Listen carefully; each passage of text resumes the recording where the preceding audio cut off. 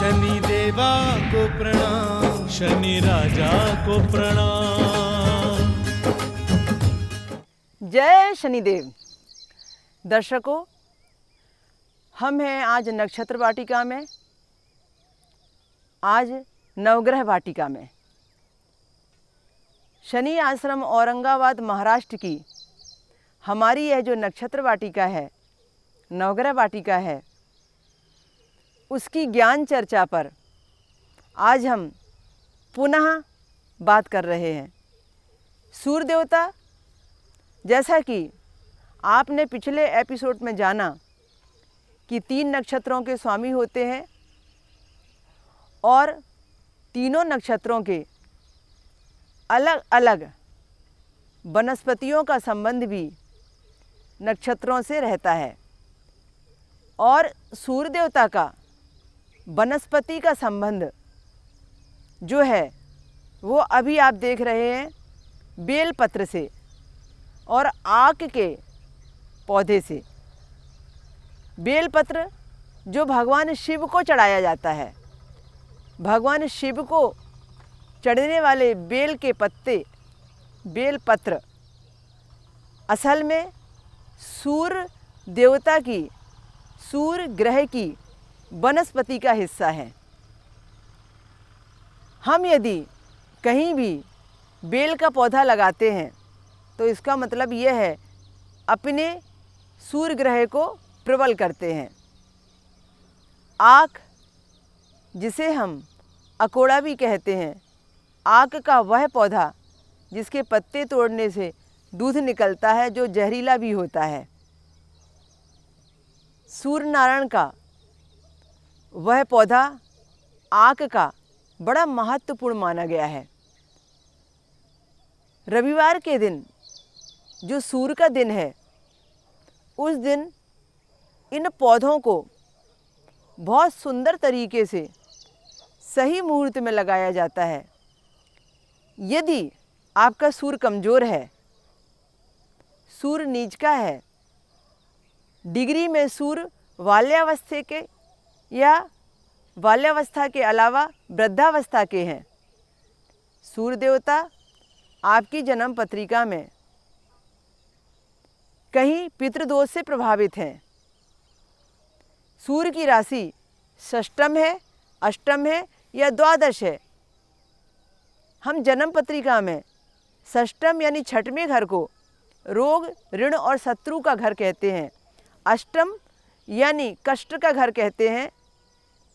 यहाँ से हम घटनाएं, मृत्यु देखते हैं और साथ में आयु और रक्षा भी देखते हैं।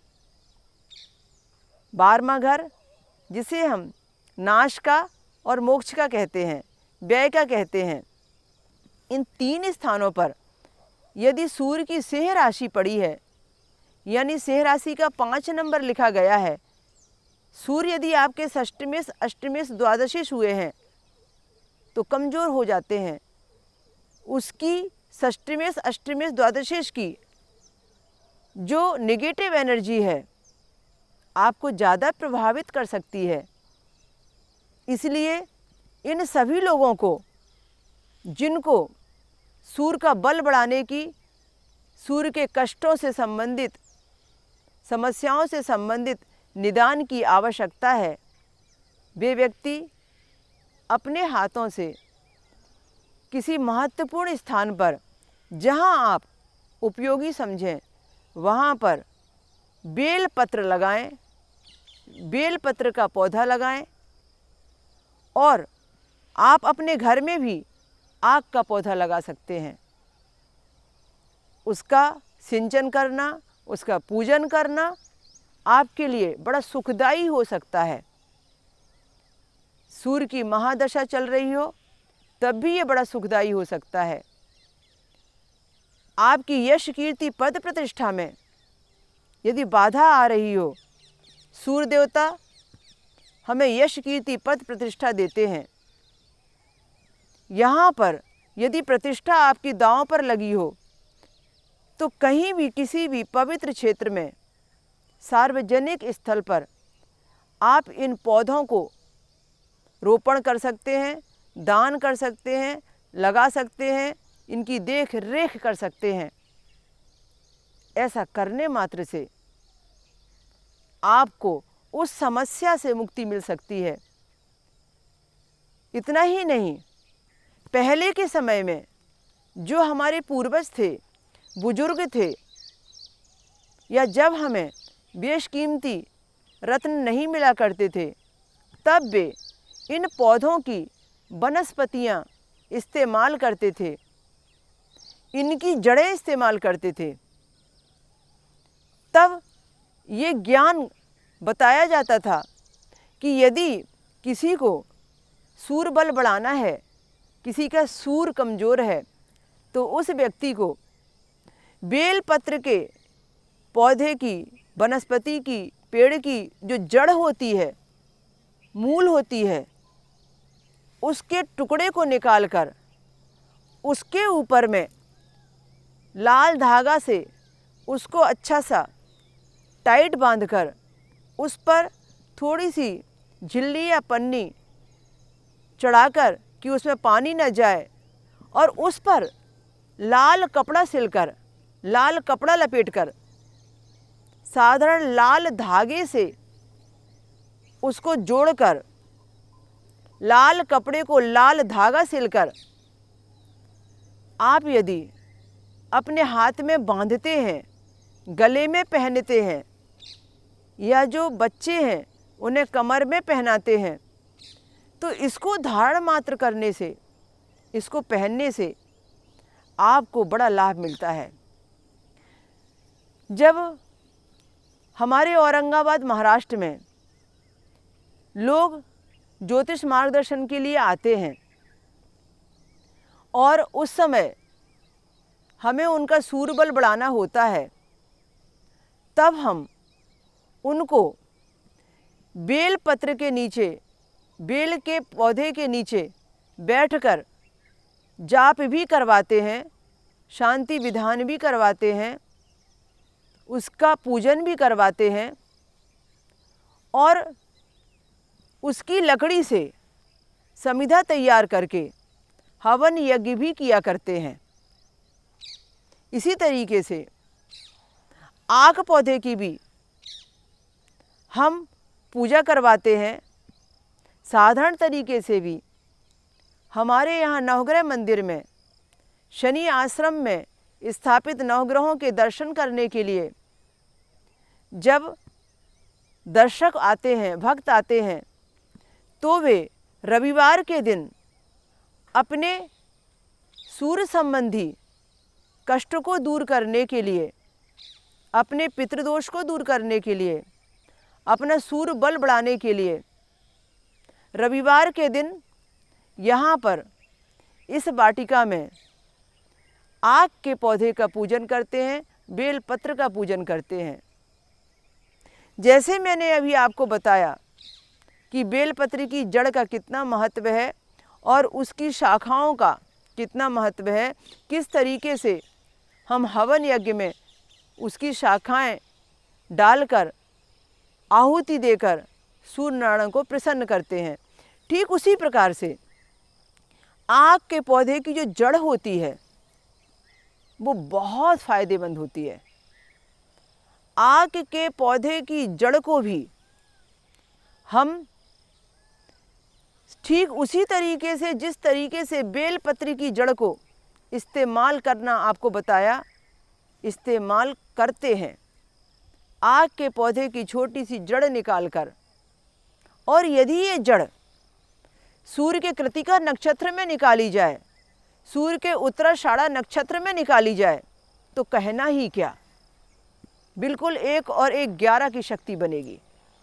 तो रविवार का दिन हो और कृतिका नक्षत्र आ गया हो, रविवार का दिन हो और सूर्य का उत्तराषाढ़ा नक्षत्र आ गया हो, दिन रविवार का हो और सूर्य का उत्तरा फाल्गुनी नक्षत्र आ गया हो, तब उस दिन हम सूर्य के नक्षत्र में यह जड़ निकालेंगे और ऐसे ही लाल धागे में बांधकर, लाल कपड़े में लपेटकर ताबीज को निर्माण करके लाल धागा सिलकर उसे धारण करेंगे। निश्चित रूप से यह जब आपके शरीर से स्पर्श करेगी वनस्पति, तो इस वनस्पति के शरीर से स्पर्श करने के कारण आपको बहुत सुखानुभूति होगी और सूरबल बढ़ेगा ही बढ़ेगा। तो दर्शकों, आपकी यदि सिंह राशि है और सिंह राशि के स्वामी सूर्य देवता हैं, तो आपके अपने लिए प्रतिदिन पूजन के लिए और वनस्पति लगाने के लिए बेलपत्र और आक का पौधा बहुत उपयोगी है। आप अपने जीवन में ऐसी वनस्पतियां लगाएं और आप अपना इष्ट बल बढ़ाएं, राशि का बल बढ़ाएं। आपकी बहुत सारी खुशियां इस पर निर्भर होंगी। कहीं यदि आपको पता चलता है कि अमुक स्थान पर एक अच्छा बेल का पौधा है, बेल का पेड़ है, तब आप वहाँ जाइए और वहाँ उसकी छाया के नीचे बैठिए और आप जिस किसी भी परमात्मा को मानते हैं, जिस किसी भी धर्म का पालन करते हैं, जिस किसी भी भगवान की शरण में आप रहते हैं, आप उनसे संबंधित प्रार्थनाएं वहाँ बैठकर कीजिए, मेडिटेशन वहाँ बैठकर कीजिए, ध्यान लगाइए वहाँ बैठकर 5-10 मिनट आप ओम का उच्चारण वहाँ बैठकर कीजिए। और दिन यदि रविवार का हो तब तो कहना ही क्या। और रविवार के दिन यदि समय राहु काल का हो तब तो सोने में सुहागा। मैं आपको फिर इसे रिपीट करके एकदम सरल बनाकर पूरा का पूरा उपाय दोहरा रही हूँ, बता रही हूँ। हमारे जीवन में सूर्य से संबंधित कमियों को पूरा करने के लिए, सूर्य से संबंधित कष्टों के निदान के लिए, सूर्य देवता का बल बढ़ाने के लिए, सूर्य ग्रह की कृपा पाने के लिए हम ये उपाय करें। हम किसी बेल पत्र की छाया में बैठें, बेल पत्र, बेल पौधा, बेल का पेड़ जहाँ भी हो वहाँ पर जाएं, उसका कुमकुम से अभिषेक करें। एक तांबे का लोटा लें, उसमें जल भरें, उसमें चुटकी भर कुमकुम डालें, जल को लाल करें और उस कुमकुम के लाल जल को पूरब दिशा में मुख करके सूर्य देवता को साक्षी मानकर, यदि वह सूर्योदय की बेला हो तब हम अर्घ्य दें, और यदि वह सूर्य उदय की बेला नहीं है तो यह अर्घ्य देने वाली प्रक्रिया ना करें। हम झाड़ को जल देकर वैसे ही सिंचित कर सकते हैं। इसके अलावा हमें रविवार के दिन, क्योंकि रविवार का दिन सूर्य देवता का दिन है, इस दिन का राहु काल जो होता है, निश्चित होता है, आप उसे नोट कर लीजिए। शाम को 4:30 बजे से 6 बजे का होता है।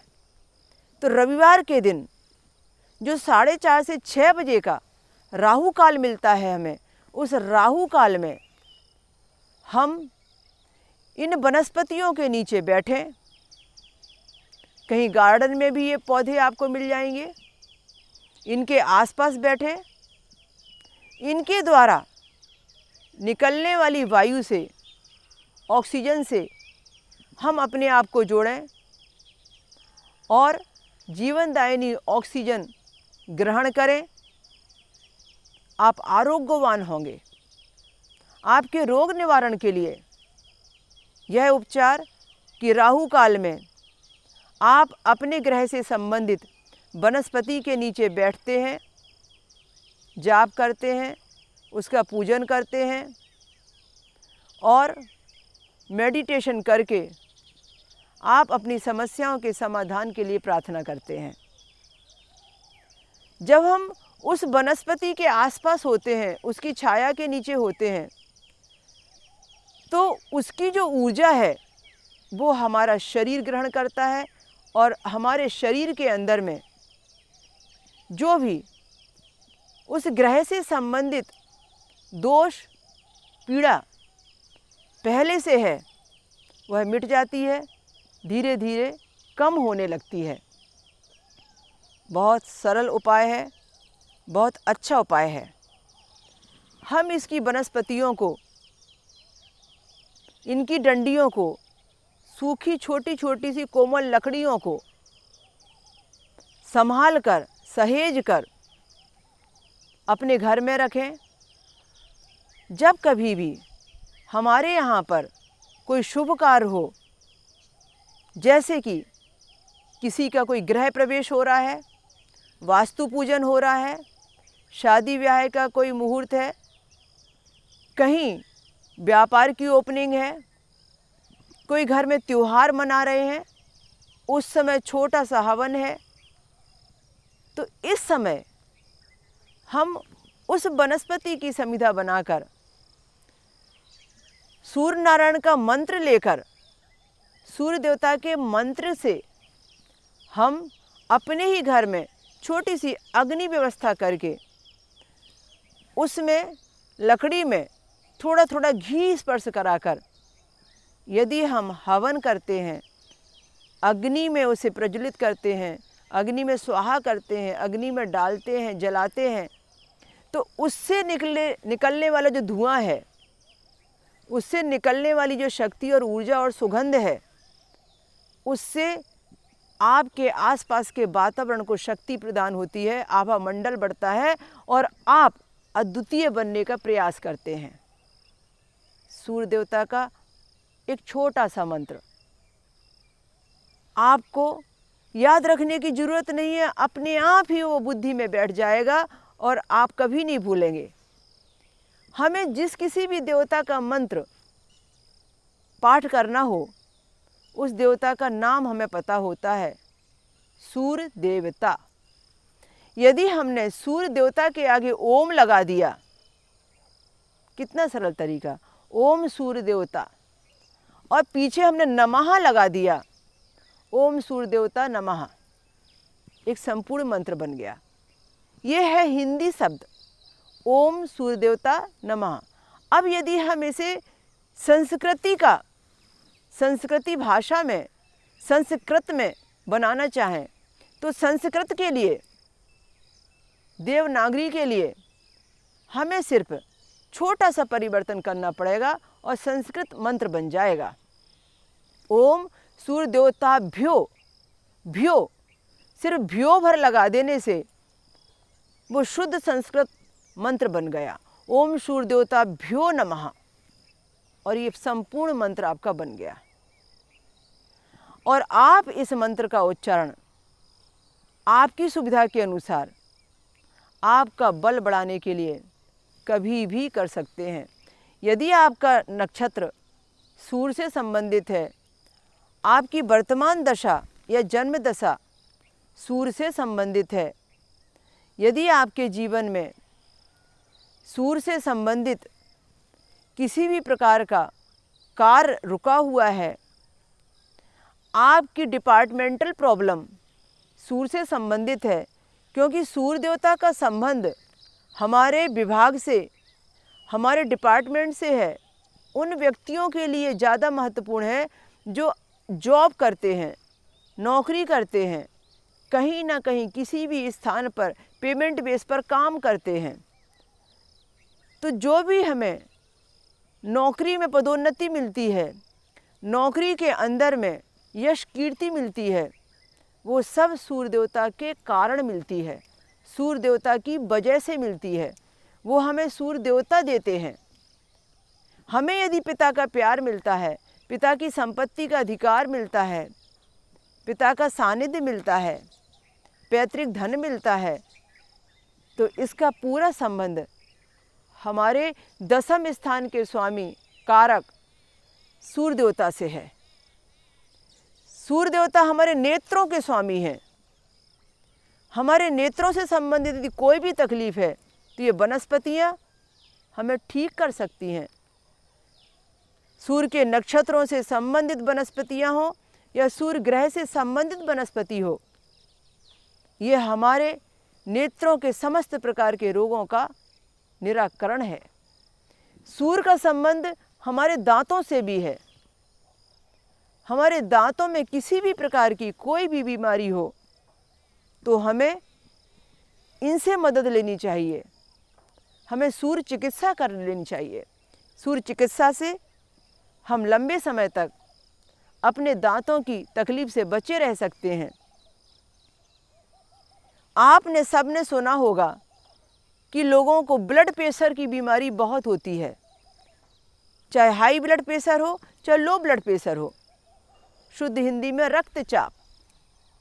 जब रक्तचाप बढ़ जाता है तो हाई ब्लड प्रेशर बनता है, रक्तचाप कम हो जाता है तो लो ब्लड प्रेशर कहलाता है।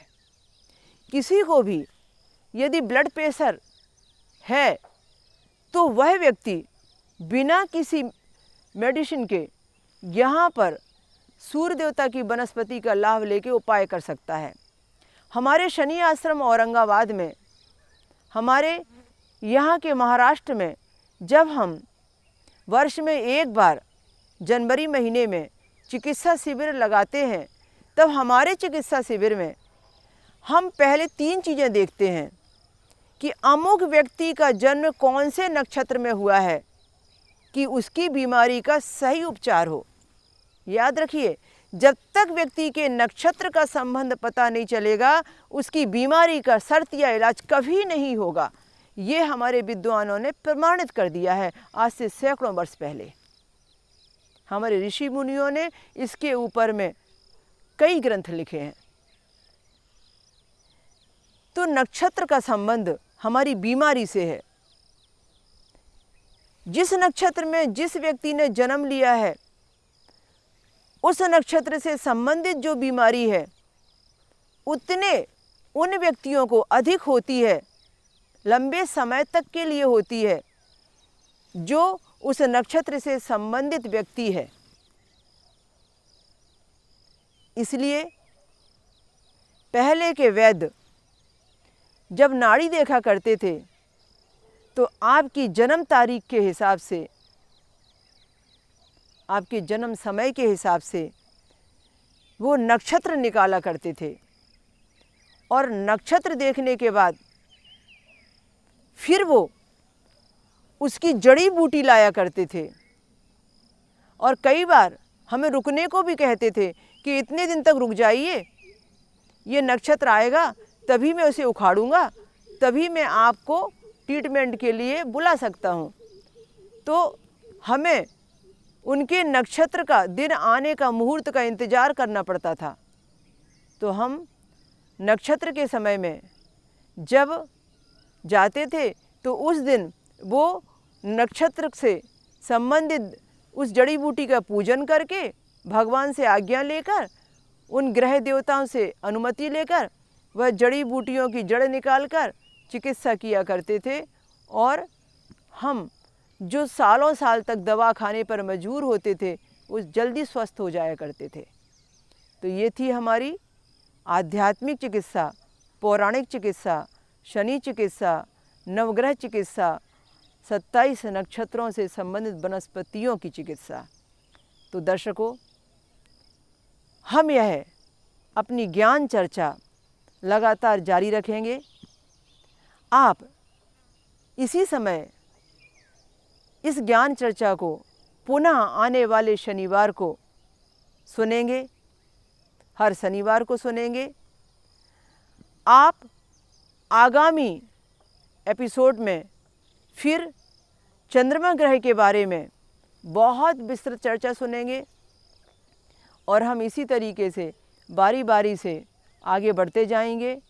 हर समस्या का समाधान आपका नक्षत्रों और ग्रहों से संबंधित वनस्पतियों से उपाय खोजकर आपको देकर करेंगे। इनसे संबंधित ऐसे उपाय जिसमें आपका कुछ भी खर्चा ना हो और आपको तुरंत ही लाभ मिले। तो अब आपसे मुझे कहना है कि यदि आपको आपकी तकलीफ़ों से संबंधित निदान चाहिए, आपको आपकी समस्याओं का समाधान चाहिए, तो आप हमारे श्री शनि आश्रम औरंगाबाद महाराष्ट्र के YouTube चैनल पर जाएं, देखें, अपने आवश्यकता के अनुसार उसको वीडियो को उपयोग में लाएं और हमारे शनि शादी का विभाश्री वाले YouTube चैनल को भी आप इस्तेमाल करें, देखकर लाभ उठाएं और इंस्टाग्राम में भी विभाश्री जी के नाम से आप फॉलो करें। हमारी वेबसाइट शनि शादी का विभाश्री वाली देख सकते हैं। आप अपने मार्गदर्शन, आप अपने सजेशन कमेंट हमें दे सकते हैं। हम चाहते हैं कि आपके सारे समस्याओं के समाधान हम इसी तरीके से, आपके प्रश्नों के जवाब हम इसी तरीके से अपने किसी न किसी एपिसोड में लेते रहें। तो दर्शकों, अब आपकी दीदी विभाश्री को इजाज़त दीजिए। जय शनिदेव।